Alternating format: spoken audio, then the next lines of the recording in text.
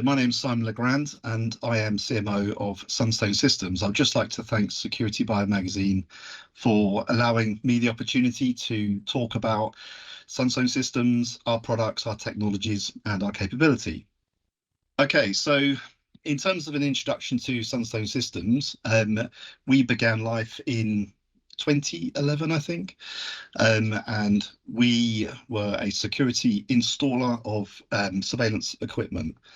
Over the passage of time, we got asked to, install more surveillance systems in, off-grid positions, and that led us to sort of figure out the issues around delivering off-grid power to surveillance systems and things like that. So fast forward 13 years later, we have a complete product suite of solar-powered surveillance systems, and we're working with some of the world's largest organizations. So in terms of this presentation, what we'd like to do is just give you a brief overview as to how our technologies work and what they're capable of. So without further ado, here is a video.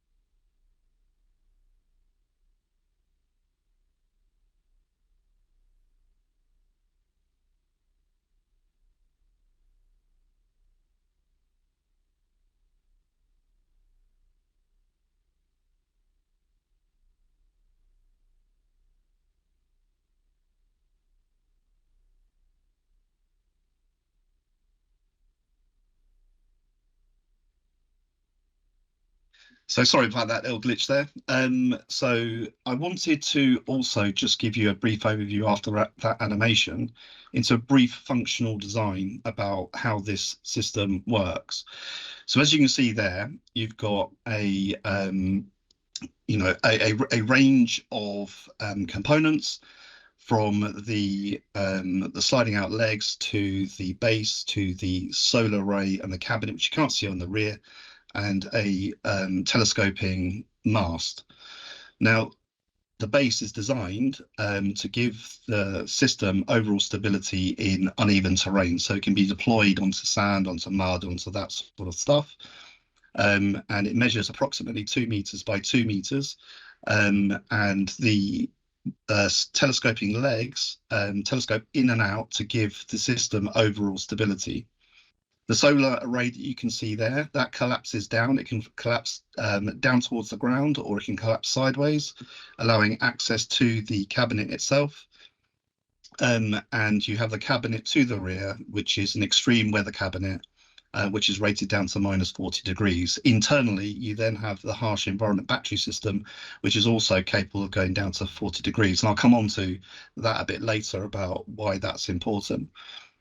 Secondly, you have the telescoping mast with the data cable that's running from the cabinet to the device. That can telescope up and down. On the end of that, you have a 360-degree IP CCTV camera. Now, it doesn't necessarily mean you need that type of camera. We can deploy thermal imaging cameras, radars, all sorts of IoT and edge devices. So effectively, the way to think about this system is that it's a power platform that can be put anywhere to connect your IoT device to the cloud and away for monitoring. So coming on to our products, as you can see there, we've got a quite a range of solar-powered surveillance systems, and I just want to sort of help you understand how we've got to where we've got to, where we kind of started. So, you know, going back right at the beginning, and I'll come onto this a little bit later, we have on the left-hand side there the solar CCTV system. This system was developed for Chevron and Chevron in Kazakhstan. It'd never been sort of designed or certainly manufactured for the Kazakh environment before. So when we worked with Chevron, we designed this system from the ground up. And as you can see, across all those systems, they have lots of things in common, and that's for good reason. But specifically with the solar CCTV system on the left, that was designed to be deployed into Kazakhstan into extreme temperatures and highly corrosive environments. As mentioned before, those legs all slide into the base. That's 500-watt solar array then collapses down, and then the mast then retracts into a cube. That then allows a forklift to come to pick up the system and put it on the back of a truck and take it to where it's needed. We have 58 of those systems all deployed in Kazakhstan, and I'll talk to you about that a little bit later on. So moving to the left, you have the solar CCTV system 2, and as you can see, there's quite a lot in common.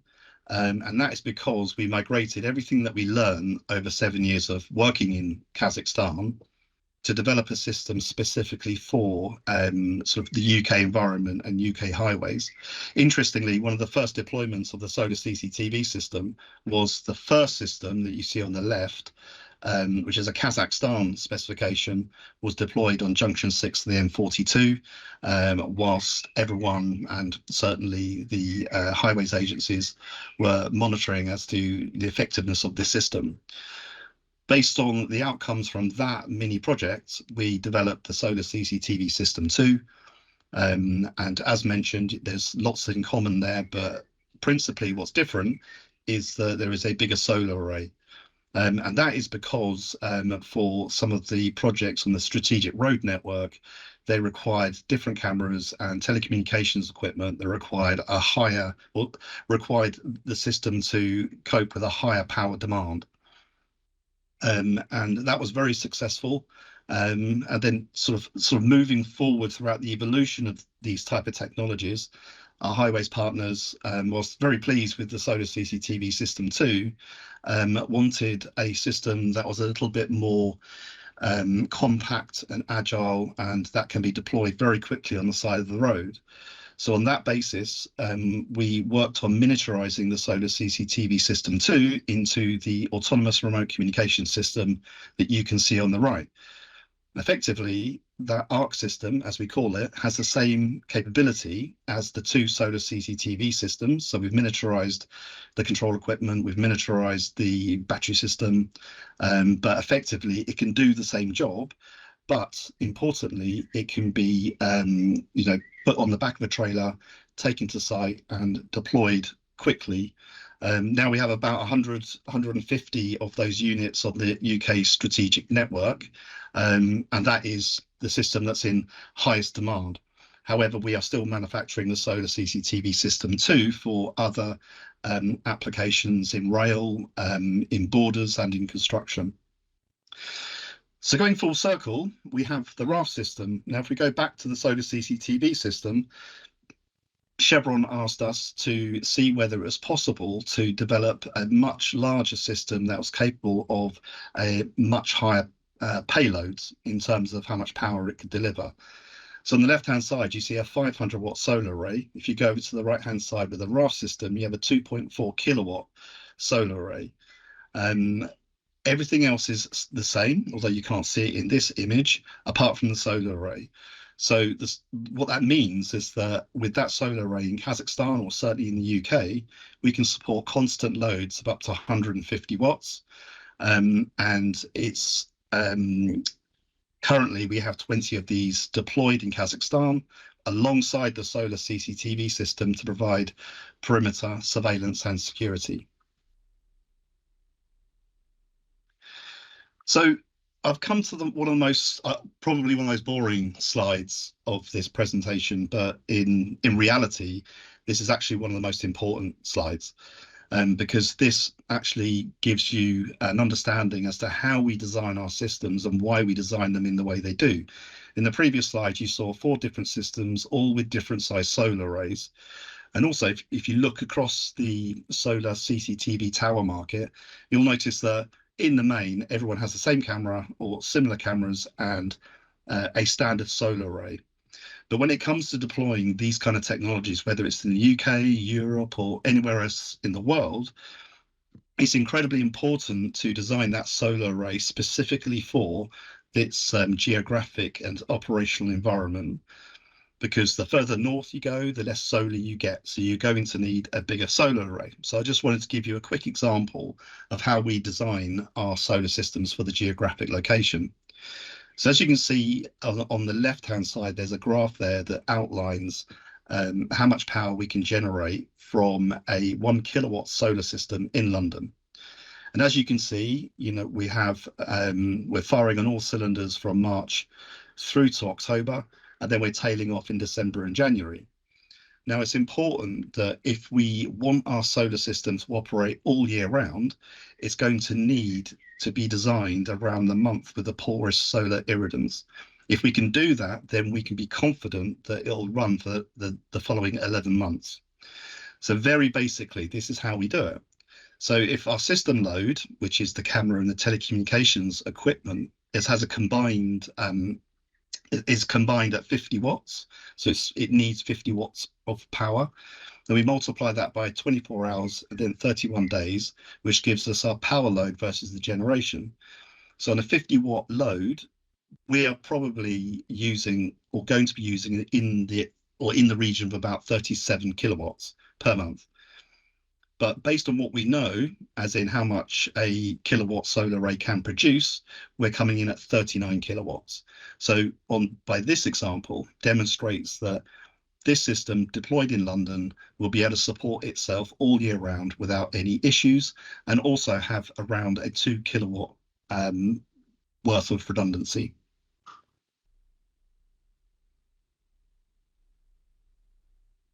So this slide will be very familiar to everyone in the security industry, with a key difference really, that in this location, and this is in Tengiz, Kazakhstan, and as an example of our deployment, we have 5 solar CCTV systems all deployed in different locations.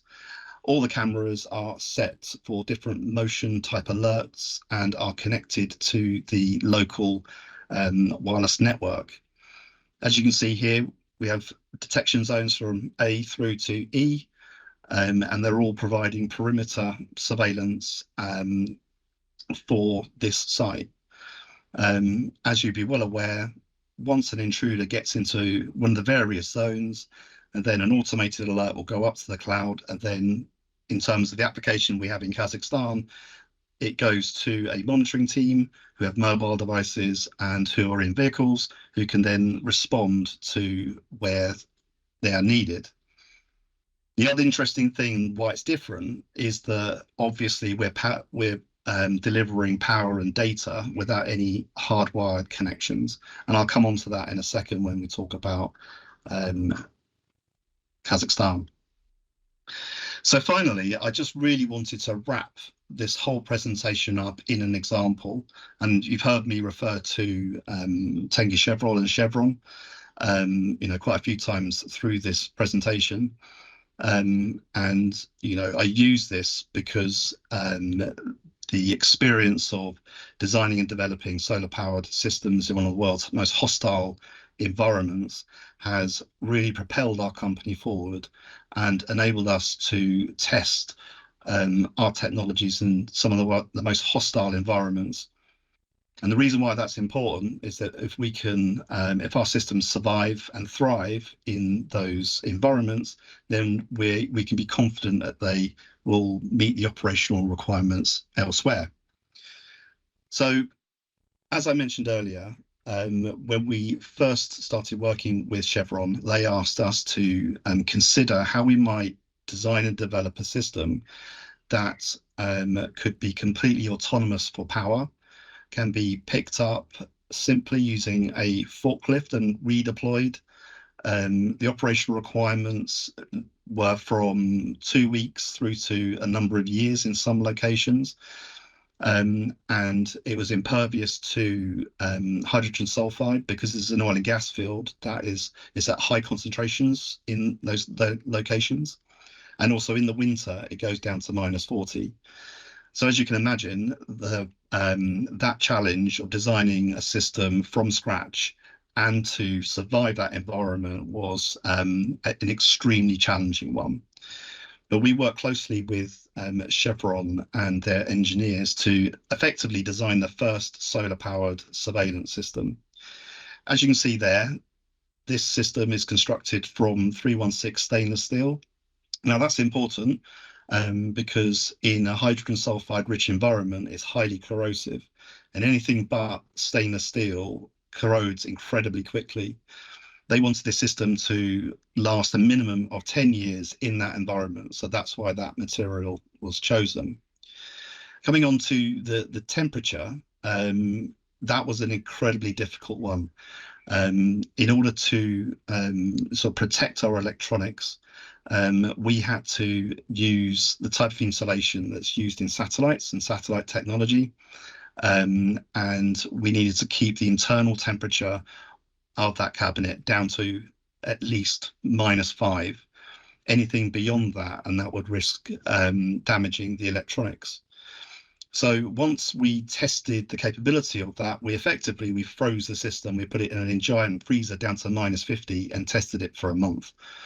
Once it was proven that we could survive, or that system could survive in that temperature, then we knew that we could, forge ahead and manufacture the 58 systems. Again, as mentioned before, this system all collapses down into the cube and can be deployed in various locations. And the reason why that's important is that in Kazakhstan, in this oil field, they spent the last 7 years constructing the oil field and constructing accommodation and everything else that goes with it. And our systems had to move with the construction and had to move where buildings were popping up, and they required security, surveillance, and telecommunications.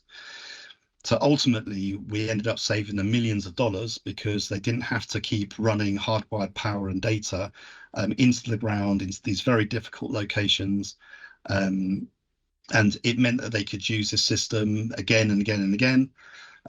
So much so that we've been out in Kazakhstan in November to this site to review all 58 systems, and they're all fully in use.